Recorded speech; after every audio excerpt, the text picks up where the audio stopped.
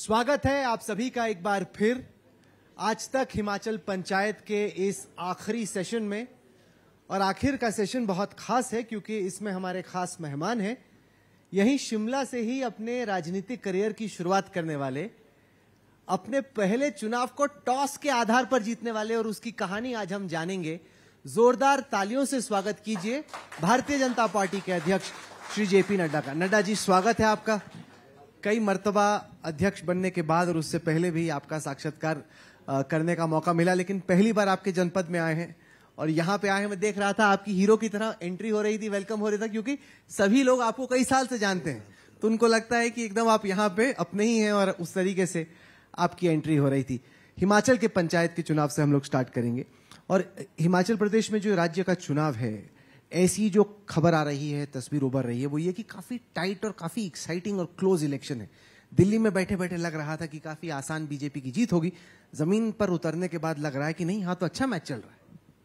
देखिए, सबसे पहले तो राहुल जी, आप हमारे प्रदेश में आए और हमारे उस शहर में शिमला, जहाँ से मैंने पोस्ट ग्रेजुएशन लॉ भी की, तो आपका स्वागत है, आपका अभिनंदन है। और मुझे भी पुराने दिन याद आ गए जब अपने पुराने मित्रों से मिलने का मौका मिला। जब आपने ये कहा कि पोजीशन टाइट दिखती है, ऐसा है कि यहाँ की कंस्टिट्यूएंसीज जो हैं वो छोटी कंस्टिट्यूएंसीज हैं।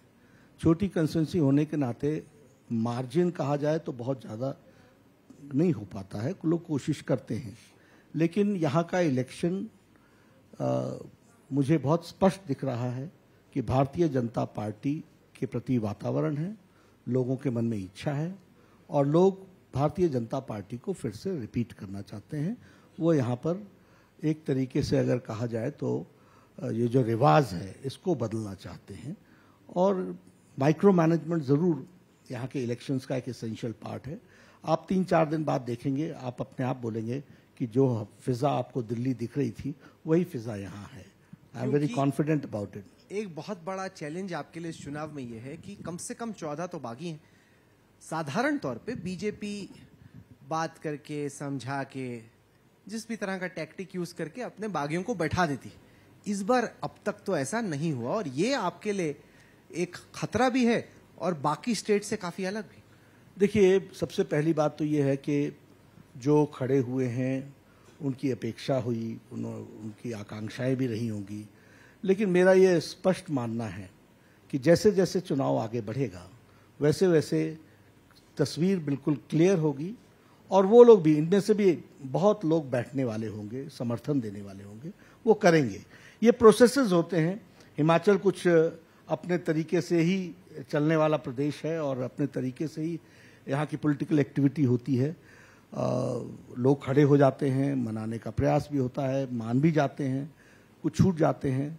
लेकिन हमारी पार्टी में सिंबल के साथ लोग चलते हैं और जनता भी उसको समर्थन देती है। इसलिए मैं बहुत कॉन्फिडेंट हूं कि इन सब के बावजूद भी भारतीय जनता पार्टी के कैंडिडेट्स स्पष्ट रूप से आगे आएंगे और कंफर्टेबली सरकार बनाएंगे। हिमाचल प्रदेश का चुनावी इतिहास ये कहता है कि 1985 के बाद कोई भी पार्टी दोबारा जीत कर नहीं आई है। एक आती है, दूसरी जाती है, और राज्यसभा का इलेक्शन हो या लोकसभा का, लोग अलग अलग तरह से वोट देते हैं। वही फैमिली में कभी कांग्रेस को वोट पड़ता है, कभी बीजेपी को।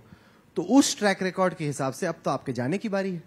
देखिए, मैं यहाँ आपसे एक बात कहना चाहता हूँ कि प्रधानमंत्री मोदी जी के प्रधानमंत्री बनने के बाद, और जब वो गुजरात के मुख्यमंत्री भी थे, तो गुजरात के अंदर उन्होंने राजनीति की संस्कृति बदल दी है और राजनीति की political culture has completely changed. वो लगातार सरकार में रहे गुजरात में, यहाँ आए, यूपीओ को हरा करके एनडीए की सरकार बनी 2014 में, 2019 में रिपीट हुई। अगर हम देखें तो हमने कभी सोचा नहीं था कि हम असम में सरकार बनाएंगे। असम में सरकार बनाई, असम में हमने रिपीट किया। उत्तर प्रदेश में हमने सरकार बनाई। उत्तर प्रदेश में आफ्टर 1985, जो आपने 1985 का जिक्र किया है, आफ्टर 1985 किसी पार्टी की दोबारा सरकार आई है तो वो भारतीय जनता पार्टी की आई है। और आजाद भारत में कोई चीफ मिनिस्टर रिपीट हुआ है उत्तर प्रदेश में, जो सबसे बड़ा प्रदेश है, तो वो भारतीय जनता पार्टी के चीफ मिनिस्टर रिपीट हुए।